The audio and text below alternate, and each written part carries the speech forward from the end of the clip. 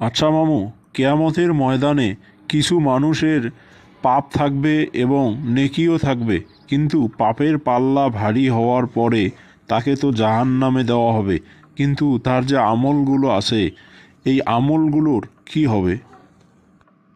খুবই দামি একটা প্রশ্ন করেছিস। বুখারী ও মুসলিমের বর্ণনা এসেছে, যে সময় বেহেশতিগণ বেহেশতে এবং দোজখীরা দোজখের মধ্যে প্রবেশ করবে, সে সময় আল্লাহ তাআলা ইরশাদ করবেন, যার অন্তরে বিন্দু পরিমাণ ঈমান থাকবে তাকে দোজখ হতে বের করে নাও। সুতরাং তাদেরকে বের করে ফেলা হবে।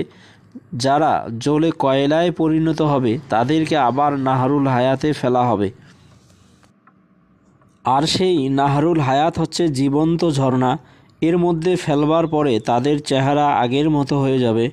বুখারী ও মুসলিম শরীফে বর্ণিত আছে যে তারা নাহরুল হায়াত হতে মুক্তার ন্যায় বের হয়ে বেহেশতে প্রবেশ করবে।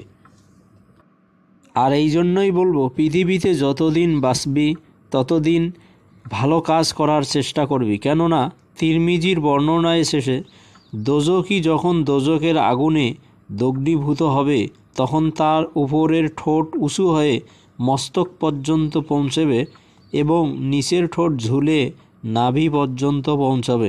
নাউজুবিল্লাহ।